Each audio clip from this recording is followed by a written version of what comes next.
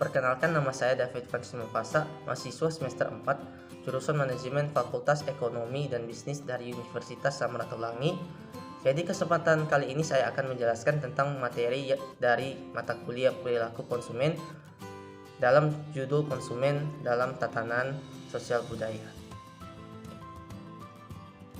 Sistem budaya adalah salah satu bagian dari kebudayaan, yaitu adat istiadat yang di dalamnya termasuk sistem norma, nilai budaya, dan semua norma yang hidup dan berkembang di masyarakat. Unsur-unsur kebudayaan terbagi menjadi 7, diantaranya bahasa, sistem pengetahuan, organisasi sosial, sistem peralatan hidup dan teknologi, sistem mata pencarian hidup, kesenian, dan sistem religi. Setiap manusia di muka bumi ini memiliki kebudayaannya masing-masing. Oleh karena itulah, sebuah kebudayaan memiliki keunikan atau ciri khasnya tersendiri. Sejarah dan upacara budaya. Sejarah budaya seringkali menggabungkan pendekatan antropologi dan sejarah untuk melihat tradisi budaya populer dan interpretasi budaya dari pengalaman sejarah. Bidang ilmu ini meneliti rekaman dan narasi deskriptif mengenai pengetahuan pada masa lalu, adat istiadat, dan seni dari sekumpulan masyarakat. Bidang ilmu ini meneliti mengenai event yang terjadi dari masa lalu hingga masa kini dan masa depan yang membentuk sebuah budaya. Upacara budaya atau adat umumnya diadakan secara turun-menurun di wilayah tertentu sesuai dengan kepercayaan masyarakat setempat. Tujuan diadakan pun berbeda-beda, misalnya untuk pernikahan, kelahiran, atau kematian seseorang. Contoh upacara adat yang ada di Indonesia salah satunya ada di Sulawesi Utara, yaitu upacara Topi Pintu. Upacara adat ini untuk pernikahan suku Minahasa yang mayoritas memeluk agama Kristen Protestan. Upacara dilakukan dengan makan malam dan acara kebaktian. Toki Pintu sendiri berisi antara harta hingga prosesi upacara adat yang dirangkai dalam satu hari pelaksanaan. Konsumsi halal dan haram. Secara sederhana, konsumsi dalam ilmu ekonomi diartikan sebagai pemakaian barang untuk mencukupi suatu kebutuhan secara langsung. Pengertian hal itu sendiri merupakan makanan dan minuman yang diizinkan untuk dikonsumsi menurut Islam. Sebagai lawan dari halal terdapat makanan haram. Makanan haram sendiri merupakan makanan yang dilarang keras untuk dikonsumsi. Status haram yang diberikan terhadap suatu makanan atau minuman sendiri biasa merupakan makanan dan minuman yang tidak baik untuk kesehatan jika dikonsumsi. Untuk menghindarkan manusia mengkonsumsi makanan yang tidak baik, maka diberlakukanlah halal dan haram pada makanan. Namun meski makanan haram tidak boleh dikonsumsi, apabila dalam keadaan darurat makanan haram tersebut bisa dikonsumsi. Difusi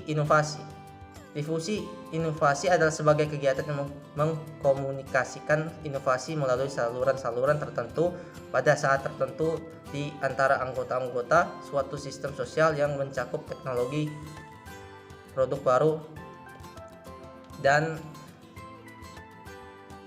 ide-ide baru. Tujuan utama dari sebuah difusi inovasi adalah diadopsinya gagasan atau ilmu pengetahuan baik oleh seorang individual atau kelompok tertentu. Sistem fashion didefinisikan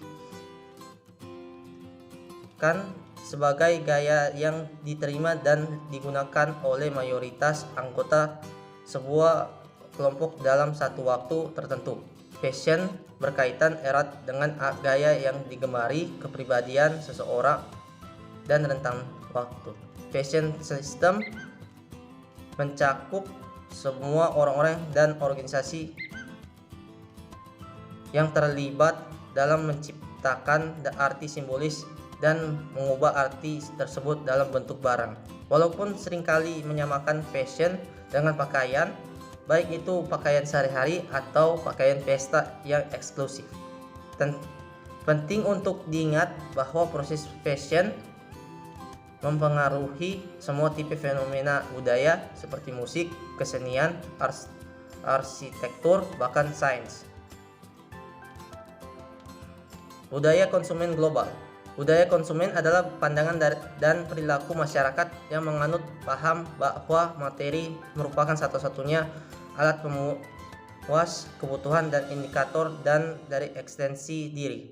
Berkembangnya gaya hidup masyarakat perkotaan dipengaruhi oleh adanya konsumsi dari negara bagian barat.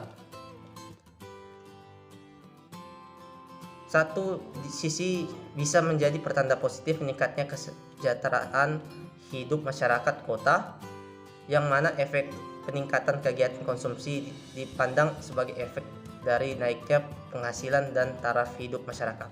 Namun di sisi lain, fenomena tersebut juga bisa dikatakan sebagai pertanda kemunduran rasionalitas masyarakat, yang mana konsumsi dianggap sebagai faktor yang menyebabkan hilangnya kritisme masyarakat terhadap berbagai hal yang vital bagi kehidupan, kebijakan pemerintah maupun fenomena hidup lainnya.